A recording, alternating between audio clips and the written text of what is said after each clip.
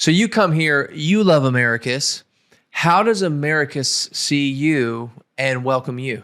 They embrace me since day one because I try to be very authentic. I don't fake that I know all the business, Also that I have all the money to invest in the community because I don't. But I receive a lot of support from a lot of leaders from our community. They start investing in my business and they still believe up to today that I can make it.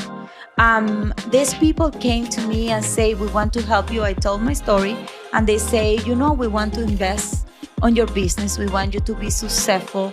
And every person that put it, that grain of help in my business, I honor them every day because I'm like, this is what made my business still alive. With all the circumstances that we have been through those years, is because some people believe in my talents, and they believe I can make it happen. And that's what I'm like. The way the community embraced my family, our difference, because we came here with all these colorful people, colorful clothes, Miami style, and we just fit right in. And there is no one person that I can say that have been mean or the opposite to us. It's always been welcoming, and they respect people that work hard, and I appreciate that very much.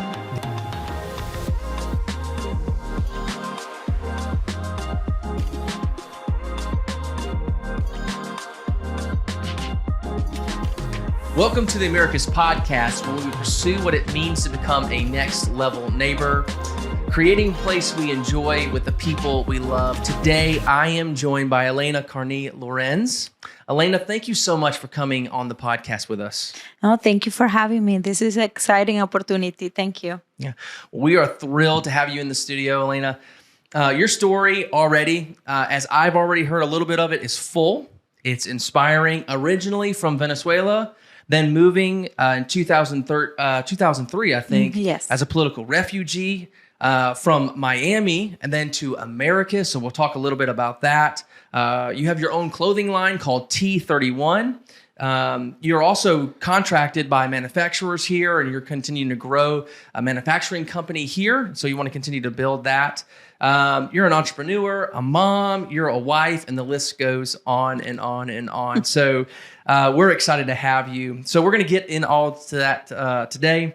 So let's go ahead and dive right in. Let's talk a little bit. On the podcast, we talk about neighboring well together. And one of the things that sometimes we forget as people is when we normally introduce ourselves, we say, hey, what do you do? Because that kind of defines us. But the better question is who are you? Because that gets down to your values, that gets down to what drives you. So what do you do is really important, but we want to talk about who are you. So we're going to do a little bit of that. So tell us a little bit about growing up in Venezuela and your heart, and we'll kind of get into the rest of your story as well. Well, thank you for the opportunity. I'm originally from Valencia, Venezuela. I discovered my passion for fashion when I was 14 years old. I come from a very humble background. I grew up by the ocean. And the cool thing for us every weekend was to wear a new bathing suit. When I went to my mom and asked her to buy me a bathing suit every weekend, she said, I cannot do that. I cannot afford it. But be resourceful, be creative. And those words sparked something in me. And I went to the fabric store. I borrowed my neighbor's sewing machine, and I made my first bathing suit. Wow. And then you were hooked?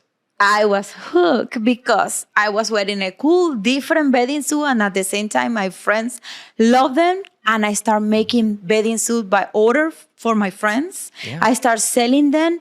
At 21, I was running a bathing suit business. I started in my home, in my bedroom. I borrowed money to buy my first industrial sewing machine, and I was 14 years old. So who taught you to sew? Nobody. No I one. learned. I just took my first business decision was to take my only bathing suit apart, make a pattern, and make my first bathing suit. And then I took courses with years, I went to fashion school, but at the beginning, nobody. But my grandmother, she was, I come from a very white background. My father was Argentinian, and his parents were Italian and French. My Italian grandmother, she was a dress designer in Argentina. And I feel like that I inherit the talent from her. Yeah. Yes. Because I was going to ask, being so young, 13, 14, and having this desire, kind of knowing what your career is, or at least what your career path is. I was going to ask you, kind of, how did your family see that? Were they like super supportive, or they're just like, oh, this is a fad, this will come and go? Kind of what was that family support? The important thing for me is my mother and my father never say anything negative about my desire. Mm-hmm. They always support me. They never say, oh, you're gonna fail, you don't know what you're doing, you need formal education to make clothes. Mm-hmm. No, they never say, if you want to do it, go ahead and do it. That's what I do now with my daughters. Yeah. Like, you want to do it, you really want to do it, let's support you, because you never know where it can come from it. And for me, it has been a 30 years career. Yeah, that's amazing. And I would think that, testing out things, trying things out, watching those small failures, because you learn through those experiences. I read a book that's called Failing Forward. Sometimes we don't think that we're supposed to fail, that when we try something, it's just supposed to work. And we know that really failing is a part of the progress of what we're doing. So that's amazing. So here you are. What kind of person were you? Were you a dynamic person? Were you kind of a shy person? What kind of life was like kind of growing up? Well, I was very extrovert person. I love to have a lot of friends, people around me, and that helped me to shape who I am, because I'm a people person. Yeah. And that helped me to become a servant leader. Mm-hmm. Because I like to help. I like to be creative. For example, when I was growing up, I say that we didn't have a lot of resources. And I remember sometime I want just to make a cake. And I remember being just a little girl knocking on my neighbor's door and asking for ingredients to make a cake to different neighbors. But then I went home, made the cake, and I went back and I shared cake with them, and I had my piece, but I share with everybody. And those little things that sometimes we tell the kids, don't do that, don't go to the neighbor's house. And, we limit our kids to do things spontaneous things that shape who they are as adults. Mm-hmm. Yes. Yeah. So growing up, I mean, did you recognize, I mean, you talked about trying to get to resources. I mean, were you around families and the dynamic of your home and your city? Like, did you know that there was anything else that was out there? It was like, oh, we are limited in resources, or was it just life growing up? That was my life growing up, limited in resources, but there was no limited in the values our family has, because we didn't grow up with a lot of money, but we were very traditional, and the values and everything that my family and my mother and daddy taught us was more valuable than material resources. Yes. And like, my daddy was very big in being on time, keeping your word, not offering something that you cannot give, and those things shape me as person and show me that there was something else out of the small town I was living. Yeah. And that's what I did. After I finished high school, I moved to the big city, Valencia, and I rent a place, and I bought a few sewing machines, and I started increasing my production. Yes. When I was 21, I have 20 people working for me. Yep. I didn't have any formal education, but I just did it from the heart. Yes. Because I have this voice inside you that say, okay, that's the direction you have to go. Keep doing it. And I was very busy. I always was like making jewelry, selling to stores. I always been into business. Yeah. See, I love that. I heard the phrase, charisma will get you into the door, but character will keep you there. Yes. And I think that those values that were so deep, that wherever you step into a door, you being on time, you caring about others, you seeing the value of others, you giving to others from your resources, it just continues to double, and it continues to say, wow, like people love being around people like that. And so those values from your family are so important, and so vital. And like I said, being a neighbor, that's what we're looking for. Those values, being on time, showing up, being dependable, just recognizing that people are around you. It lets people know that you really care for them. And then when opportunity comes, they're just like, why not Elena? I mean, Elena's always there, those types of things. So that's been really, really amazing. You talk a little bit about even your faith journey, even growing up. That's kind of a part of the business too. Is your family coming from a faith background as well, or? Not really. Okay. We used to attend church, but in Venezuela, it's very different dynamic how we see religion or the faith. But growing up, especially when I moved to Miami, is when my faith started getting into like shape, and especially when I moved to Americus, is when my faith grew stronger.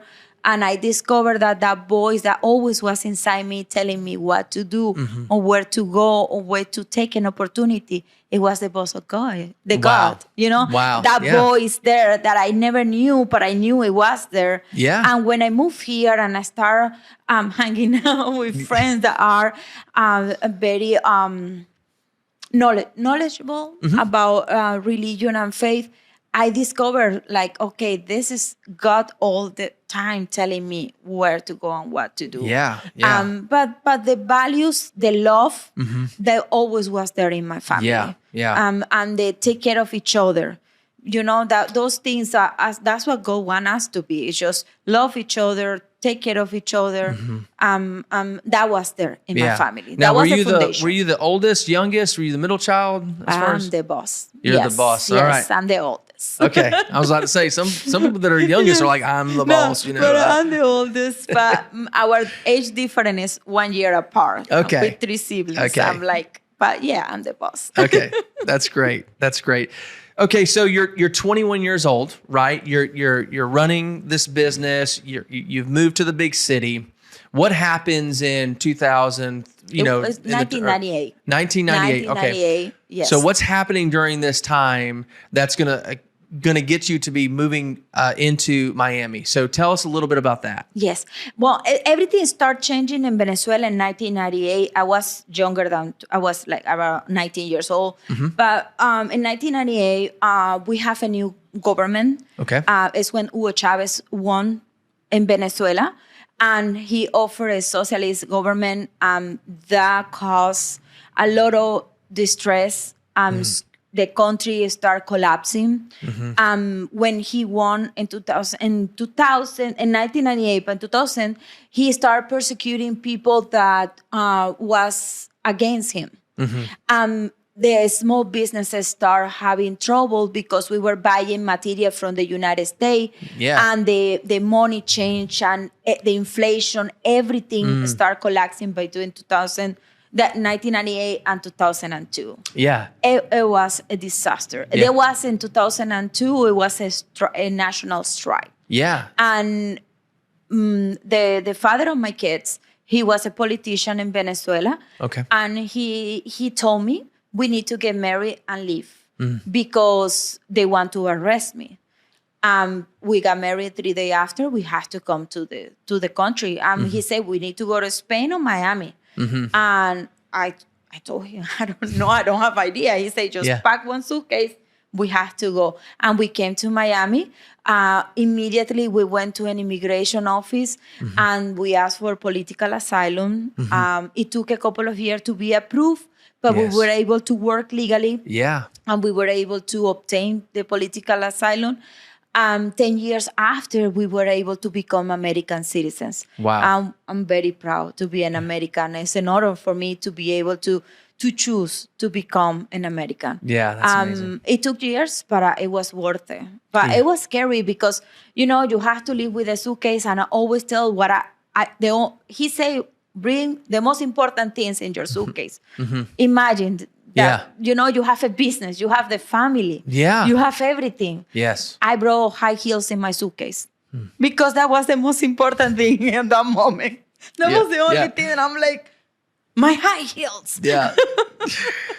Yeah. So I'd love to ask into so 98, 99, right? I mean, was this expected to having him become the president or, the new government? Like what was your thinking? Like you're 19 years old. Were you paying attention to the political landscape and then all of a sudden, or did you just feel the effects of it and go, this is not good? Or did you see it coming and go, really don't want that? But then it just started trickling. Or was it everyone's kind of excited about this new thing and then it just did not turn out what everyone thought it would be? Well, everybody was excited. I didn't vote for him because I didn't believe in the authoritarian style that he was projecting. A lot of people thought that he was the option. But as a small business owner at that time, I have this feeling that this boy in my heart that say, this is not the right person to lead Venezuela. Yeah. Venezuela was very prosperous. I never imagined leaving Venezuela. Yeah, that's what I was going to ask you. Yeah. Never. I still, how I end up in America. Because I never have, growing up, people had these ideas of moving, leaving. No, I was happy. Yeah. I have my business. I have an apartment, a car. I lost everything because I had to leave everything behind and start from scratch. Yeah. A lot of people believe on him, but what happened, everything started changing. They start taking things from business owners, like properties, businesses. The devaluation, everything went downhill from 1998 to 2002 so rapidly. And I started seeing the signs as a business owner. Even I was very young, but I saw the signs because I saw the effect of the political plan he has. Yeah. And in 2003, January is when we just had to leave. And if you think about it, nothing had changed. It's just worse. Wow. Because that's why my brothers immigrate a few months ago. Yeah. Yeah. And they're here now. Yeah. It's because nothing changed. It's worse and worse and worse. And I feel in my heart that it's more a spiritual battle that meant, because it got so bad. And we were so up to date with technology, with everything. We have a very good quality of life there. But we were forced. But I took the challenge and I said, okay, let's go, let's do it. Moved to Miami. I didn't have any English knowledge. I never speak English in my life. Wow. I was 23 years old. Okay. I have to take myself just college, study English. And that was very challenging to learn the culture, the system is also very, very difficult when you come to a new country. And I did many kind of job, like I work in a daycare to be with my first child because I didn't want to leave her by herself. Yeah, that's right. Yeah. I started working on a daycare just to be with her. And then I started going to business school and working full time and raising kids. It's just when you just imagine yourself just leaving everything. I'm starting at 23. And then I don't die a couple of times in my life and I'm okay now. I'm ready. Yeah. Yeah. Wow. That's a very difficult decision to make, to leave, not just, like you said, not just a business or anything behind, but also watching family members having to, go before them, like you mentioned, some of them are here with you now. Most of them are here with you now. And so that's really great to hear. I'd love to also hear, you come to America. What was your expectation of America before you got to America, before you got to the United States? What was the talk in town about the United States? Well, it's exciting because it's the land of opportunities. That's how we see it. If you dream it in America, you can fulfill it. Everything you want, you can get it. You work hard for it. Yeah, that was my dream of thought, like my thinking. It's like, okay, Elena, if you work hard, there you can get anything you want, and it's true. Yeah. Right now, we hear a lot of people putting obstacles on themselves not to reach and fulfill their goals. Yeah. But this is the land of opportunities. So many people want to come here and work and be successful. Yeah. And in anything you do, And that's the mentality I'm just putting in my daughter's head. I don't want complaints. I don't Yeah. want criticism because you haven't lived in a different country. That's right. Yes. Yeah. That's the thing. When you come here, you realize, oh my gosh, everything is between him and my effort. Yeah. That's it. Yes. Yeah, I was going to ask you, when you get a chance and people are talking, or maybe whether they're in person, maybe on Facebook, sometimes you just have to get away from Facebook. But yeah, just the negativity, you coming from a place like Venezuela and just trying to really process, like, how do you try to process that? Do you just say, hey, look, do you try to compare it to what you've experienced, or do you just say you're focused on the wrong things?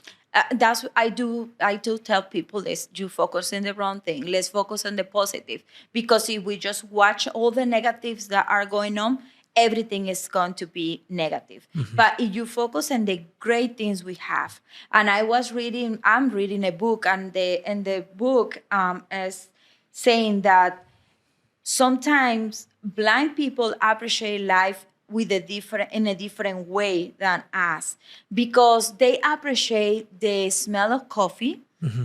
the bubbles of the Coke when you open it, and they appreciate things that we see and we have there, but mm-hmm. because they don't see, they have a different appreciation, mm-hmm. and that's what I do have. I have that appreciation for America because I know better, you know? I know what is to go to an emergency room, and if you don't have an insurance, you will die. Yeah. Here, you will take care of, and then they will charge you, but they take care of you, And those are the things that I always say to people. Don't complain about it. Yes, you can complain, and that's okay, and people mm-hmm. like to do that. But right now, it's too much negativity, mm-hmm. and it's more negativity than necessary. Yeah. Because the opportunities are still there for you. Mm-hmm. But you just have to step back and see them with the different eyes. And that's what I do all the time. Yeah. Because I train myself for that. I'm like, okay, when I start getting a little bit negative about it, I don't know what to do, I don't know how we're going to do this, I just step back and I think, okay, where you come from? Where you come from, Elena? Mm-hmm. Yes, you did this. And you came here with just one suitcase. You can overcome this. That's how I see it. Yeah, that's powerful. Okay, so you're in Miami. You're learning English. You're taking through your business. You're trying to put that business model. Did you still want to do that in America at that point, or were you just looking for any career that could come, or do you just needed the kind of the business degree so that you could go ahead and start implementing your clothing again? At first, I was hurt and upset, and I didn't want to start a business. To be very honest, I would say I didn't want to sew, I didn't want to design, but I started working in a preschool because I want to become a teacher. Mm-hmm. I started just going to school, taking some classes, some special classes that you have to take. What happened is, while I was working in a preschool, I started making Halloween costume for the kids. Okay. And Christmas costume for the kids. And I say, okay, Lord, I think I'm going to just give up with the idea of being a teacher. Mm-hmm. Yeah. I think I'm going to go in the direction that you want me to go. Mm-hmm. And it's when I start thinking about starting a business. I went to business school in Miami-Dade College. Okay. And then when I have my third daughter, mm-hmm. I decided to stay home, but I started going to fashion school at the same time. Like, I was raising the three girls, and I was going to fashion school while they were at school. And that's when I finished fashion school, is when I start putting the business together. That was in 2013. Okay, so 2013. What was your business called at that point? It was Tepuy Activewear. Okay. Tepuy is a big tall mountain in Venezuela. Okay. And the top of the mountain is flat, but it reached the clouds. And the native people say that the Lord lives in the top of the mountain. Wow. And Tepuy means the house of God. Mm. That's what I decided to call it, Tepuy Activewear. Okay. Because I want to create motivational, inspirational, faith-based clothing line. Okay. Yes. All right. But then I changed, and I will explain you later. Yeah. We're going to get into that too. So 2000, you said 13. Mm-hmm. Your business gets started. Where does Americus come into this whole picture? You're in Miami, Florida. You're kind of getting settled in with some things. How do you get here? In 2014, our family was looking for a change. I was starting the business in my home garage, but to establish a business in Miami, start or rent an office place is very, very expensive for a startup. Mm-hmm. It's very challenging. And right now with the internet, I really didn't need to be in a big city. Mm-hmm. And that's what a lot of people ask me, why you are in a small town? Because it's perfect. It's affordable and it's a good quality of life for me. That's when I started the business. But my next door neighbor was Trip Pomeroy, that he is a Café Campesino CEO. And when he used to see my garage light on like at midnight, he started asking, what are you doing there? And I'm like, I'm sewing. And I show him. Then he brought Bill Harris. He visited Miami. That Bill Harris is part of Café Campesino as well. And Bill came to my garage and he said, oh, this is fantastic. I think this will be a good fit for Americus. I say, okay, let's go and visit and see if we like it. We came, and the first time, that was in summer 2015, the first visit, I fall in love with it. I say, Americus, you are my home now. And in 2 months, we moved the entire family. We have been here since 2015. Wow. Now, I noticed that you have your place over here right off going down for Forsyth, correct? Yes. Is that where you started as well? Or did you start another location and then moved there? I started in the same business, but on the front of the business. It was actually a church. Okay. I started in the front, but then they remodeled that business, and now Middle Flynn is in the front, and I'm in the back, and they built that place for me, a special place.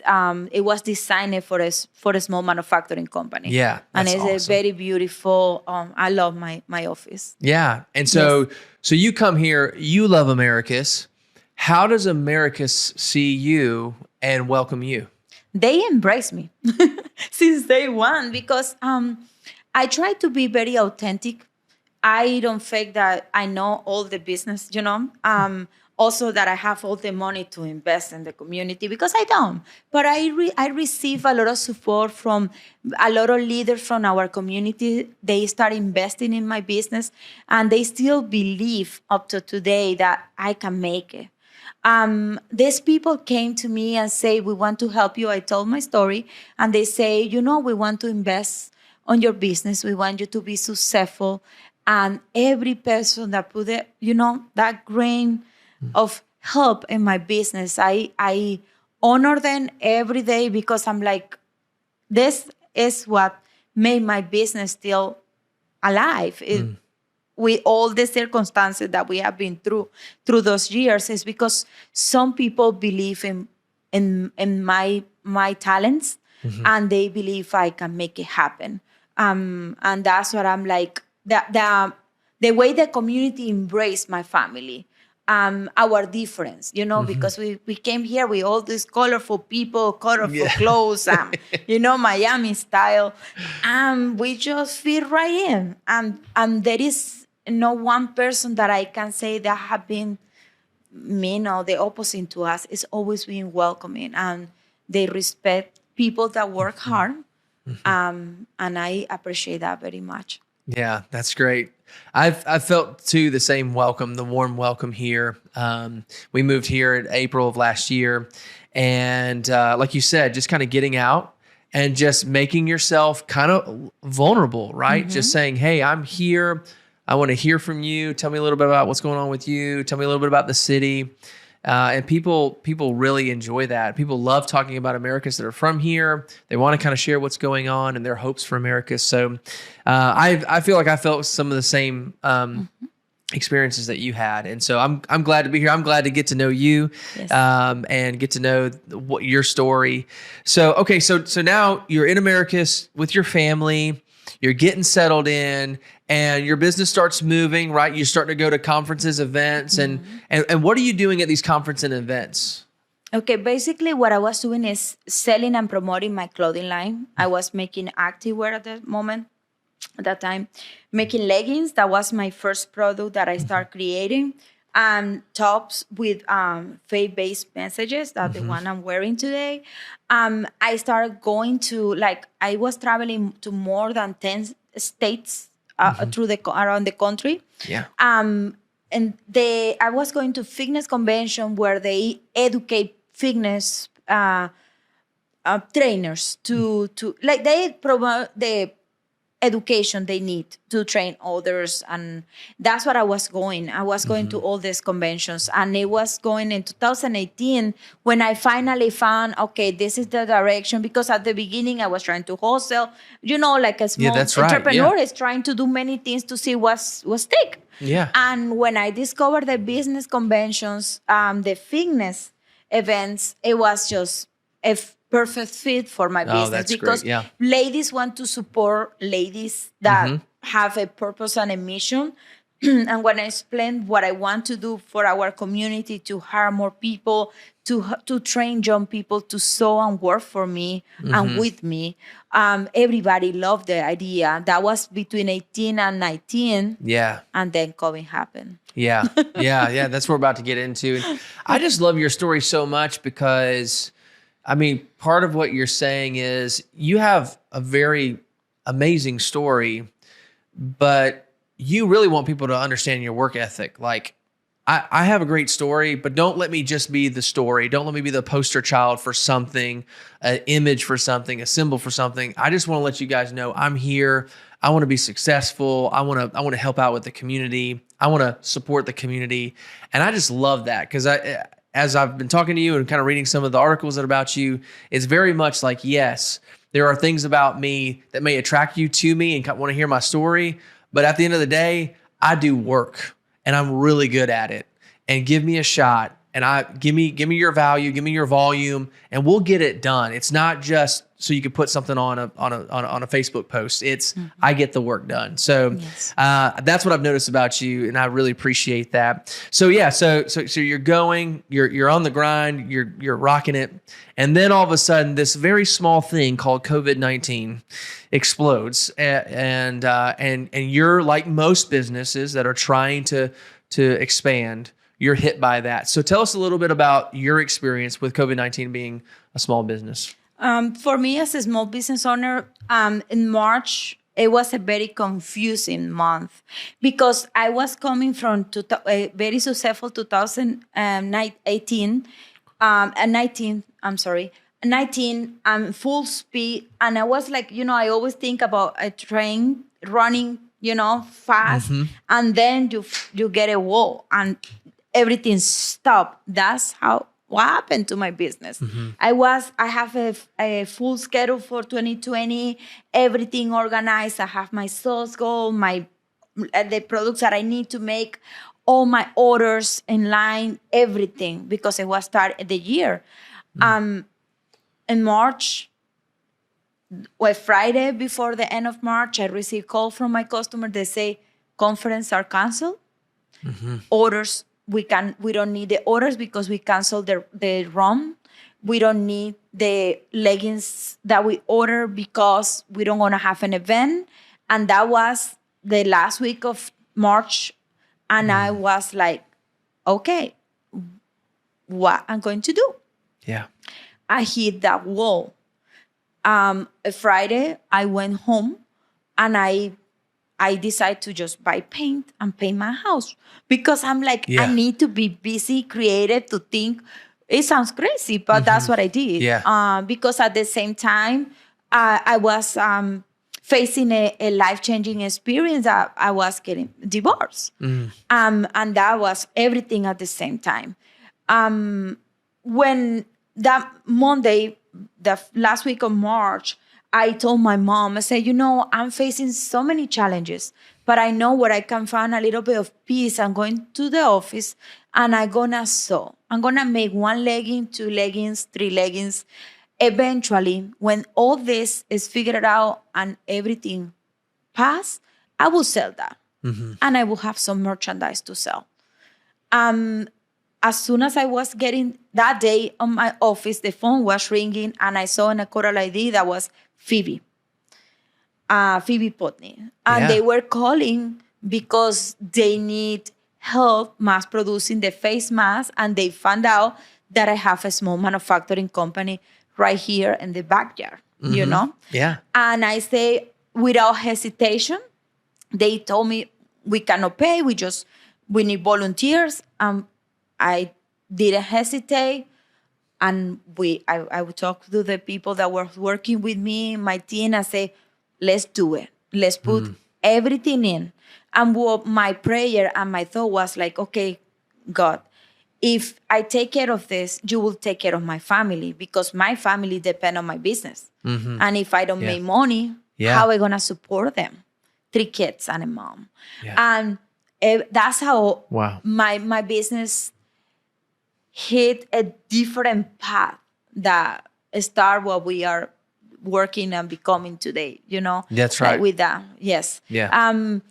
When I start making the face mask, I have volunteers from the community. I have volunteers from Phoebe. They start sending trucks with bed sheets to make the face mask. I designed the face mask in a way that was easy to mass produce. I have a lot of ladies that lost their job. I was able to hire them.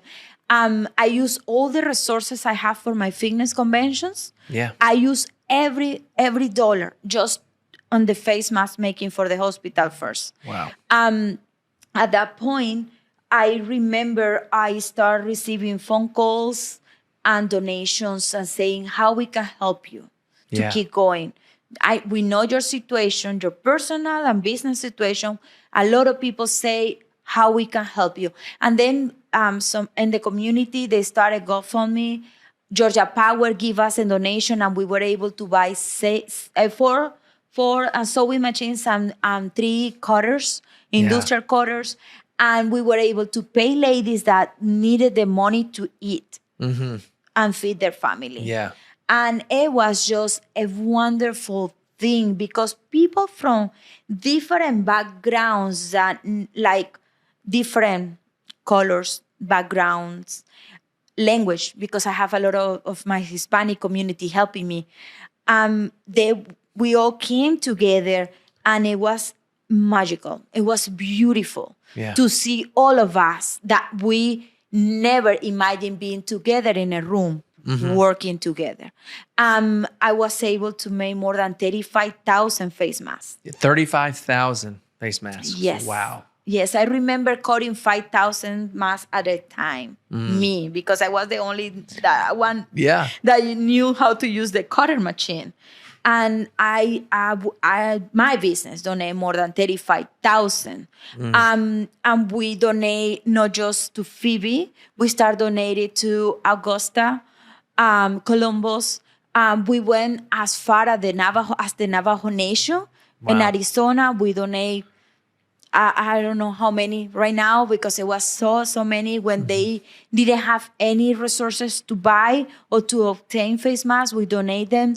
Miami police, Chicago police. Yeah. It was just so many. A list can go on and on. But it was around 35,000 face masks. Wow. I mean, it's just, you're going through so much personally, professionally. You go to your office, you see the call, hey, we need help. And your answer is, I'm there. Whatever I can do. That's an amazing story, and we really appreciate it. I know that Phoebe appreciated it. I know that people have appreciated it. Yes. So that kind of, like you said, kind of changed and shaped your business a little bit. Tell us how it shaped and changed your business. One of the things about businesses that are successful are businesses that can adapt in the middle of crisis. And so you were able to do that.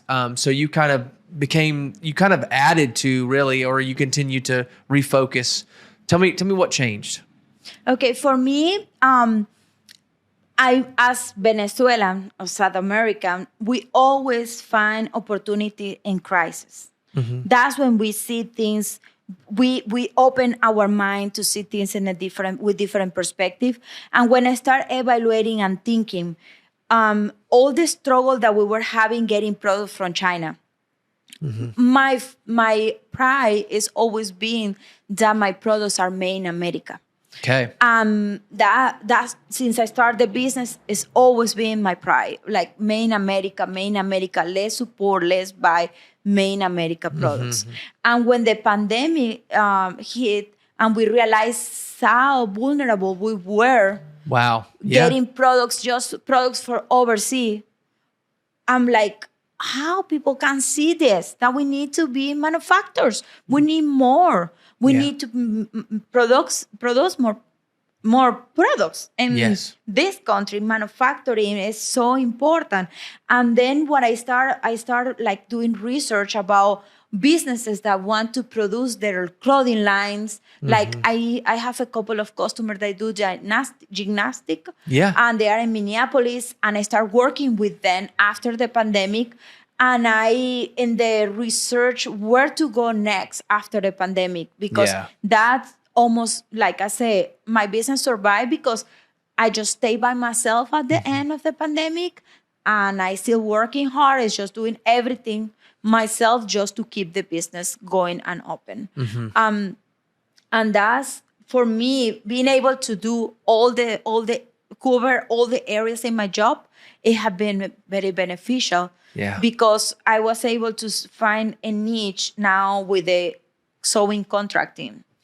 I receive requests from people that want to make the product here in the country. I can cut and sew, or I can just sew the product. And that's how I redirect my business. I still own T31 Apparel as a clothing line because that's in my heart to keep sharing. I go to different conventions. I still go 2 or 3 conventions, less conventions. Also, I want to be more home now that I have a bigger family.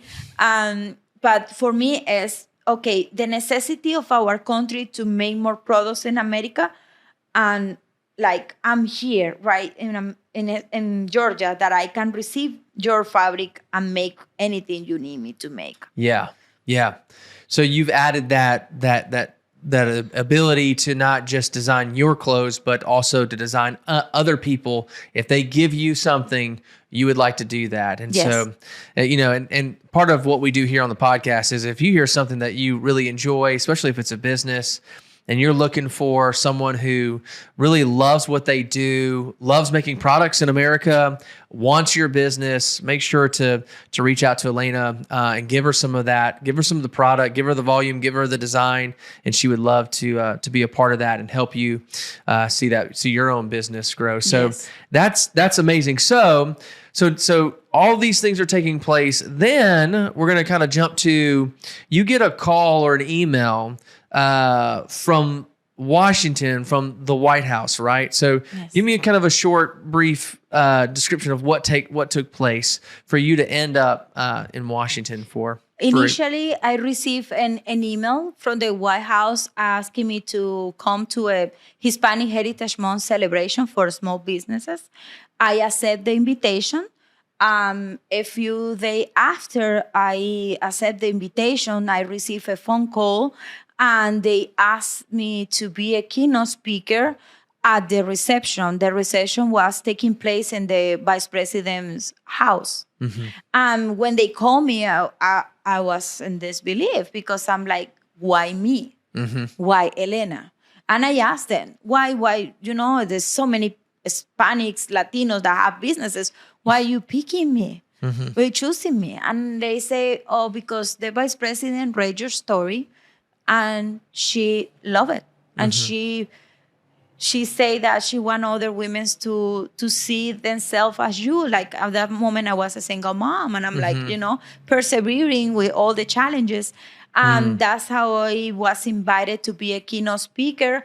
But when I arrived that week in Washington, I received another phone call, and they say, I thought, they canceled the event or something happened. No, they say, no, we're calling you from the vice president office because she wants to meet you in person. She wants you to come to the White House. At that moment, I was with my daughter, Penelope, and I took her with me to meet the vice president of the United States. She asked me, when I introduced myself, it was very funny to me because she say, I know who you are. And I got afraid because I'm like, how you know who I am? But she say, I know a lot about you. I read your story. I know your work. They say, we want you to be a keynote speaker. My husband is going to introduce you. They did a very beautiful introduction about me and my company. I'm experiencing that. For my daughter to have that experience at 14, to be able to be in the White House sitting next to the vice president telling your mom that, you know, I know who you are. Yeah. It's cool because I'm demonstrating my daughter there is no limits.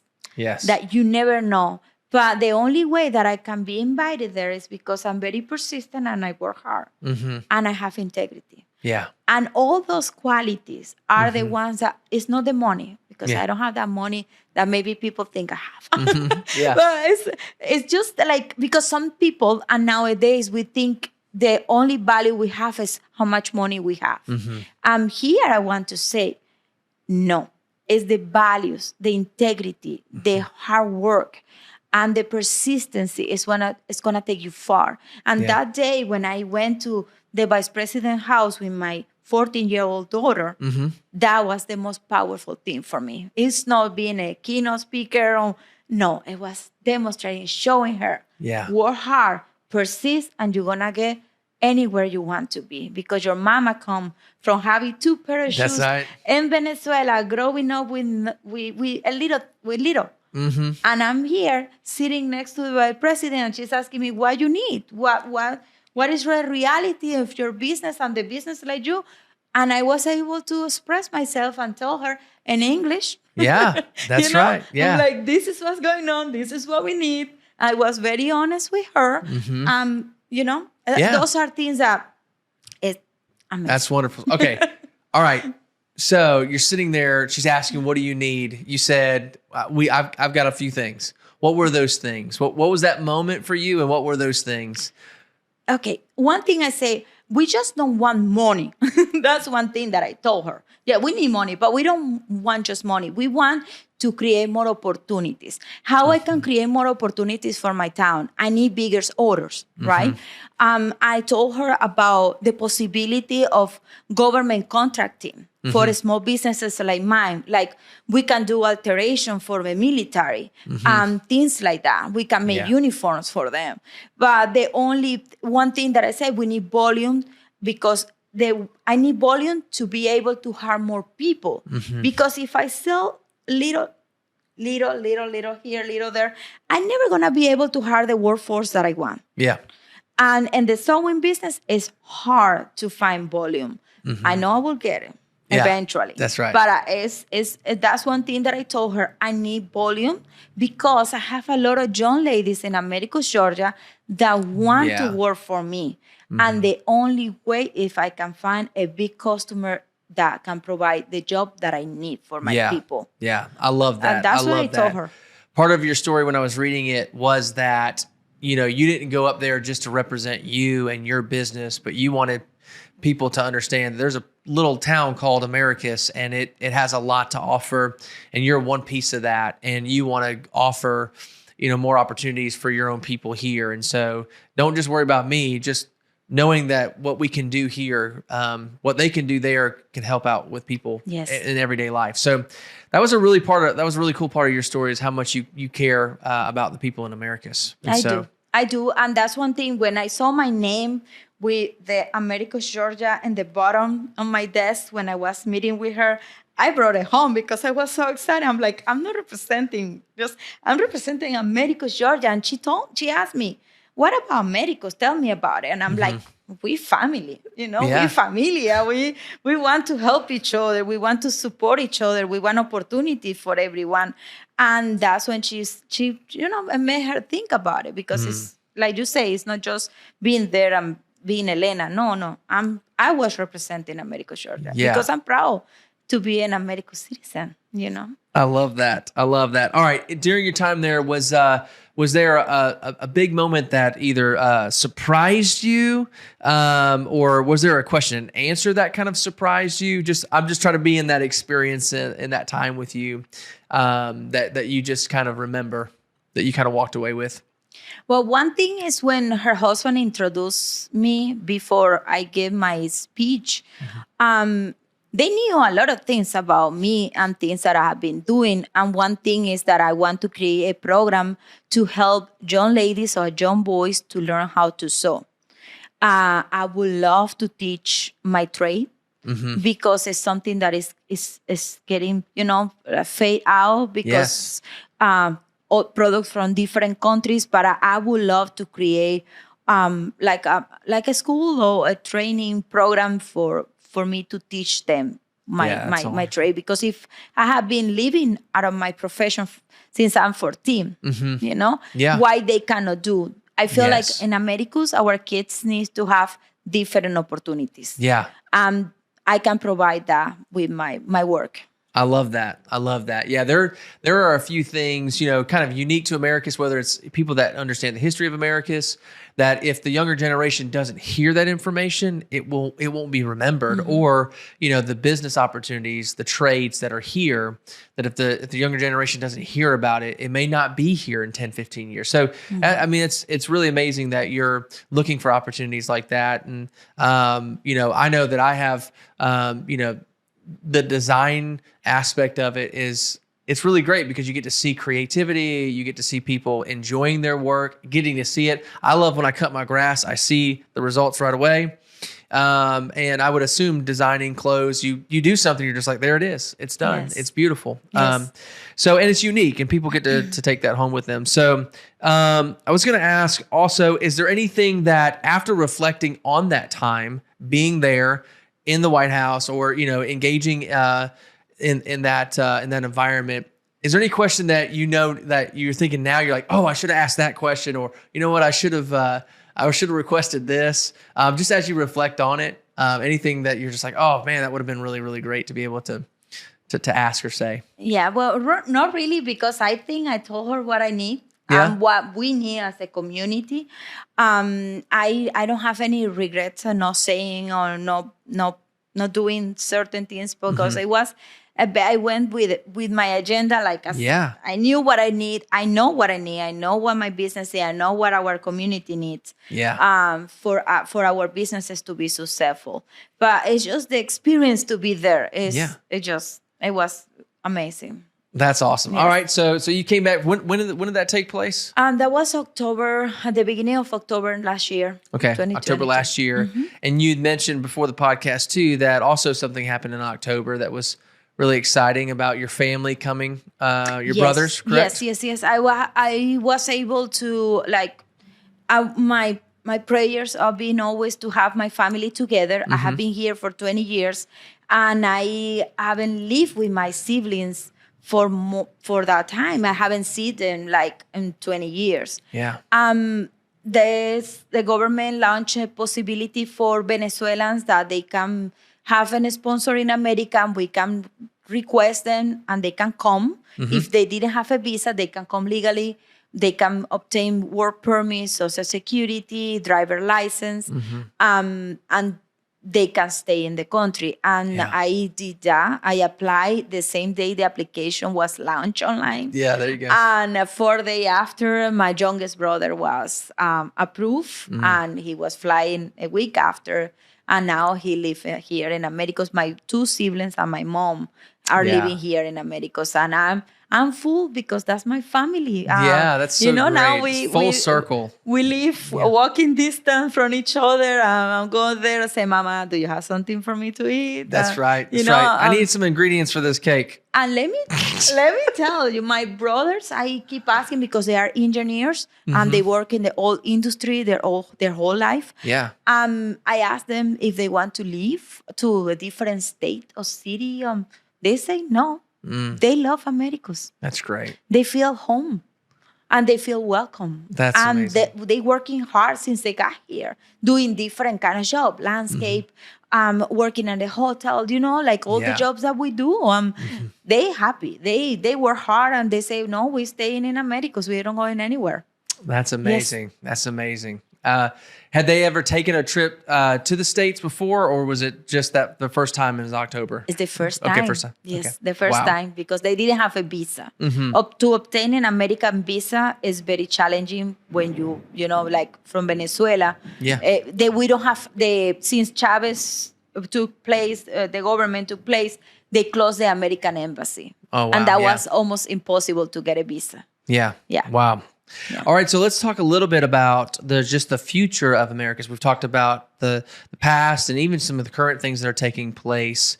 So when we think about the next 5 to 10 years, how do you see Americus kind of playing out? What are some things that you hope to see in this city for adults, for students, for kids? Anything that just kind of pops out when you think about the future of Americus?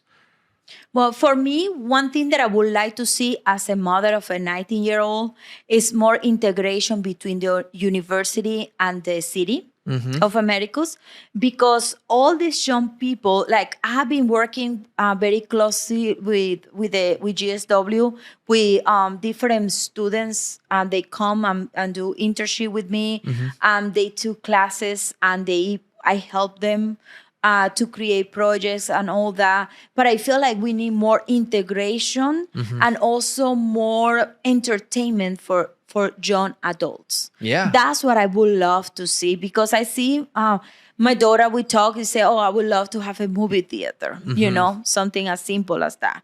A movie theater, a place where I can go and have coffee, well, we have Sweet Georgia Bakery, but we still want more diverse kind of businesses for young adults. Yeah. But one thing is more integration between the school and the city. Yeah, that's great. And they're working on it. But it's, we need more. That's what I feel like in 5-10 years, that integrating those two things will be very, very good for the community. Well, and just you saying that okay, so I'm using my business to help to integrate. I'm using the resources that I have to try to get people to get connected from the college. So that's huge. I mean, that's one thing that says, hey, how do we get people even downtown? From the students, they're probably going to go past downtown, but they might not stop here. So how do we get them here? Well, give them some opportunities for some internships or things like that. That's amazing. And I completely agree. The future of Americus, I'm excited. I kind of, like I said, I came in last year. I feel like we're on this kind of wave where everyone feels like things are coming. And so I'm like, I don't know what it's been like the last 20 years, but it really feels like the future is bright. And so I'm excited to be here and be a part of this community. And it's one of the reasons why we're doing this podcast, is just to continue to let people know, hey, listen, neighboring is really important. Americus does a really good job at neighboring, and we want to continue to grow that and let people know, hey, listen, if you're young or old, we would love for you to be here, shop here, have fun here. And if you don't see something here in Americus that you want, start it. Yes. Because we would love to have you do that. Yes, absolutely. So, okay. Is there anything that, so I always ask kind of 3 questions, when we look towards the vision or the future, what do we need to start doing? What do we need to stop doing? And what's one thing that we should never stop doing? So you've kind of answered the first 2. What do we need to start doing and kind of stop doing? But what is something that we should never stop doing as a community that's actually working? They're like, we need to take that into the next 5 to 10 years. Be an advocate for the community. Like, always talk positive, always try to integrate people, avoid the negative talk. And that's what I feel like we need to keep doing. It's just keep believing that we live in a great place and it can be better. Yeah. And go there. I do a lot of networking everywhere I go. I'm networking and I'm advocating for my business, but I'm also advocating most for my town, because I want America to be successful, because this is my daughter's home. Yes, that's right. And that's what I want to make sure they have everything they need here. That way they don't decide to go anywhere else. Yeah, that's right. That's why my 19-year-old, she decided to stay in Georgia Southwestern, because she say, I'm home. I like it. I like to be here. And that's what I would love for all of my kids. Yeah, I don't agree.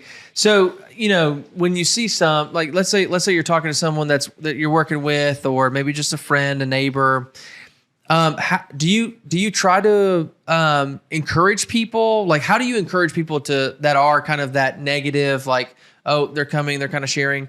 Do you just like say, hey, how do we turn that around? How do you communicate just because again, we're talking about neighboring, right? Mm-hmm. And we know people and we want to encourage people to continue to do that. Or do you just let people like, I'm just going to let them be negative, I'm going to be positive? Or how do you help people see it in a positive light? I try to be the light. Okay. For everybody. When I see people talking negative, I point all the positive. Okay. And the light is always brighter. Mm-hmm. And that is when I it's difficult to change, and I'm not very imposing with my way of thinking. But I always, when somebody's telling me a bunch of negative things, I just go, okay, I'm going to be the light.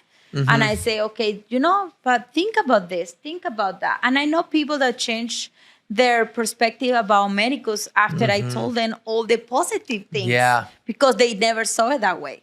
Yeah. Or they never have somebody telling things them, in that way. And it's like, yeah, it's just be the light. Be the light. Don't be negative. Yeah, that's great. That's a great way to even kind of kind of walk as we're kind of finishing up this podcast to recognize that what you share is just as important as what other people are sharing, and yet at the same time, that positive outlook, that desire to see things actually finish out, because negative things will slow you down, and they'll cause you to be in this kind of vicious cycle of, well, then nothing will change. Mm-hmm. And we've seen it. You've seen it in your own life. Yes. Things can change very rapidly. Yes. Good, but also, things can happen bad, but also really good things. So, yes.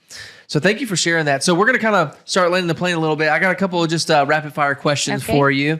So kind of get a chance to get to know you a little bit better on a practical side.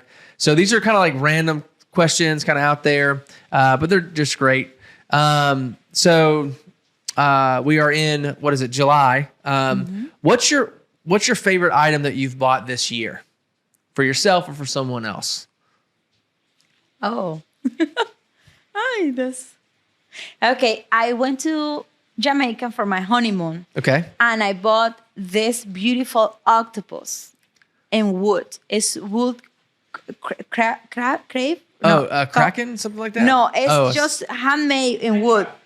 It's like handcrafted. Oh, I got you. Yeah, but it's a beautiful, and every time I see the octopus, it made me smile because I met the artist and I appreciate the work he did. Yes. And if I made me think about, I bought many things, but one thing is that octopus. That is great. Beautiful. That's great.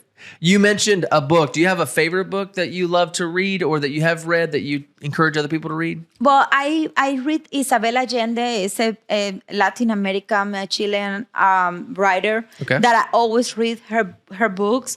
But I have one book. It's called The Book of Joy. Okay. And that's my favorite book. The Book of Joy is Dalai Lama and Desmond Tutu. Okay. They are the writers. I'm addicted to audiobooks because when I'm sewing, I can listen. Yeah, you can just listen in, And I listen to the Book of Joy like 10 times because it's delightful. And if you want to spark that joy and see the positive in life and be the light for others, the Book of Joy will be an amazing read. Okay. Yes. All right. So you traveled to Jamaica for your was it honeymoon? Your honeymoon. What other place would you like to go if you could go? Well, I would love to go to Bali. Okay. That's one place. I love the Caribbean. I've been in different, like Mexico. I've been in Dominican Republic, in Bahamas, now Jamaica. But I would love to go to Bali. Okay. And also Europe because it's rich in culture. But I think I will do that more towards my retirement. Yeah. But now I want to do the fun stuff. And I would love to go Bali or Greece. Okay. Yes. All right. Here goes a good question. What are most people likely to misunderstand about you?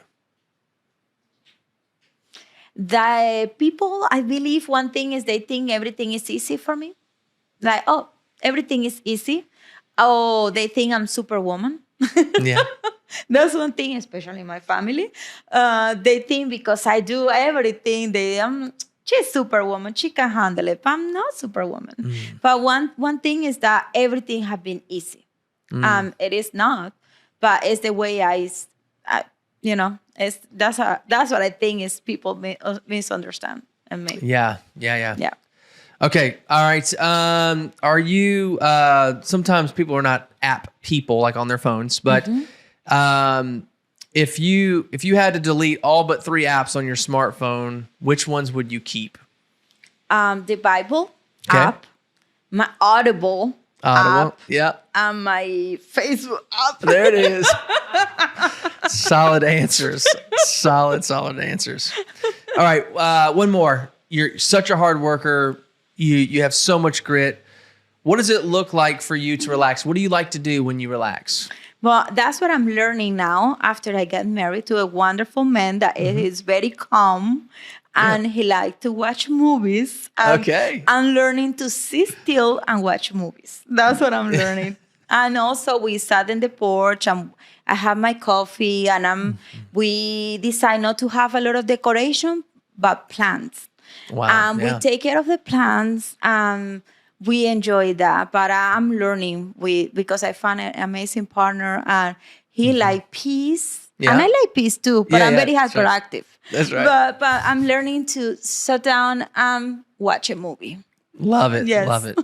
Well, Elena, thank you so much for coming on the podcast, sharing a little bit of your story with us, just helping me to better understand Americus and to really enjoy the people of Americus. And so thank you so much for joining us and sharing a little bit of your story. No, thank you, because thanks to these opportunities is when people like me can tell their stories and be known by others, and you never know who you can inspire. Yes. Through their journey. Absolutely. Yes. All right. Well, thank you so much. All right. That was good. I think it was good.